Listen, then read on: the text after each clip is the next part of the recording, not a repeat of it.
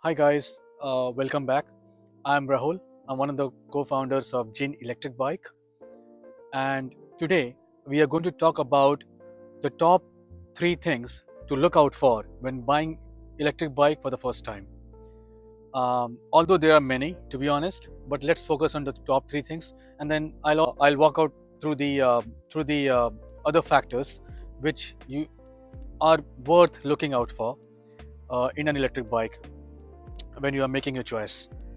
The number one thing which is the most important in any electric bike is the range, and that's being a brand. We are also asked about this question all the time: how much, how many miles can this bike uh, be ridden before the battery dies? On this bike, we are very fortunate. That's a very massive battery that we have, and this it goes for on pedal assistance too. It goes to around 65 to 80 miles on an average, depending upon your terrain, your weight, wind, obviously. Uh, on pedal assistance ones, it goes for up to 170 to 200 miles, by the way. We have got customers who have reported that. So the number one thing is battery. Number two is the brakes. Now, brake is one of the most important thing while buying an electric bike, is because this is not a push bike that even mechanical brake might do the job.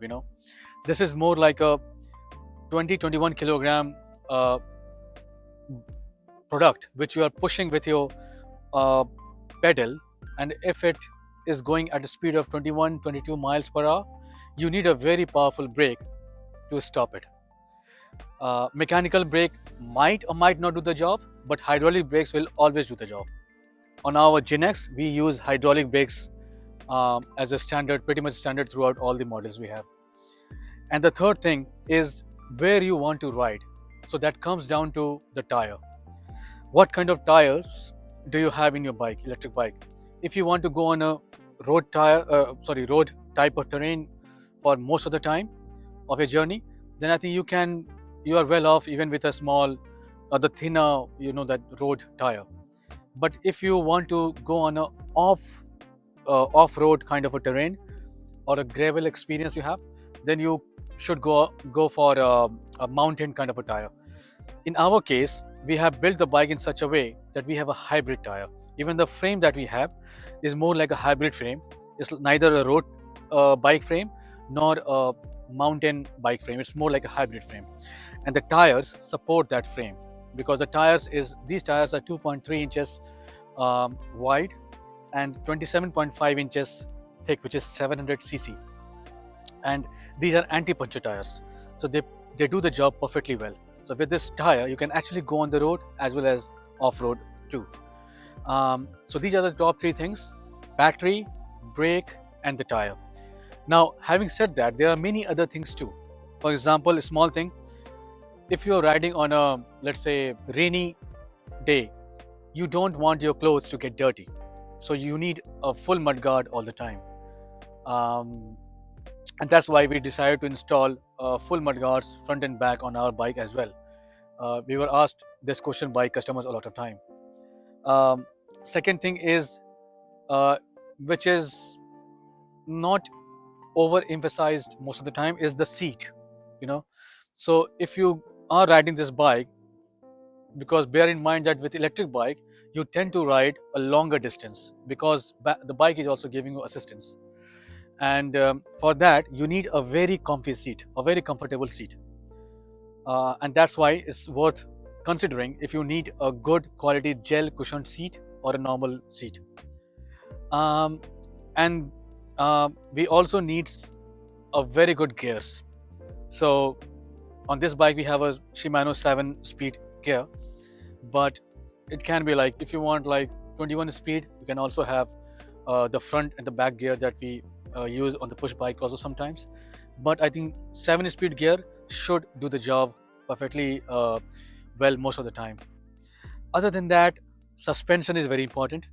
If you have both suspensions front and back, of course it's very well and good, though those kind of bikes are slightly more expensive, maybe in the range of, I'll say, 1700 1800 pounds. If you want the front and back suspension along with hydraulic brakes, hybrid tires, and all those kind of things.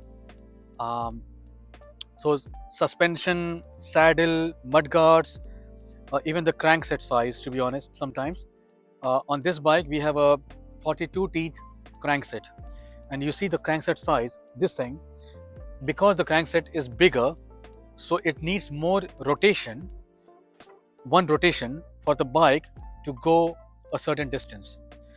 With our earlier test ride bike, we used to have a 38 tooth crankset, which was smaller than this, which meant that even with a smaller rotation, you kind of tend to travel faster.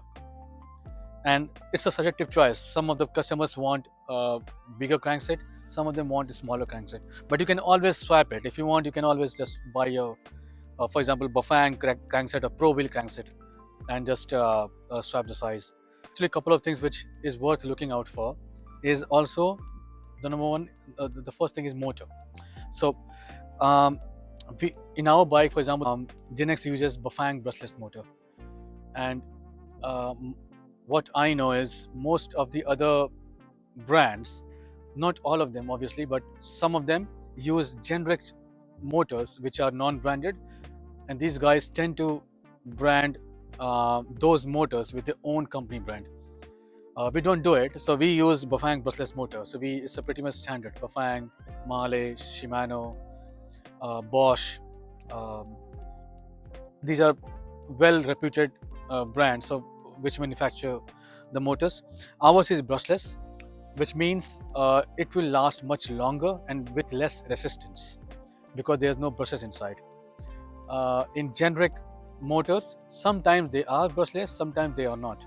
But obviously, the branded ones, because they go through so much of quality control while they are being manufactured, the chances of them breaking down is much lesser compared to a generic brand.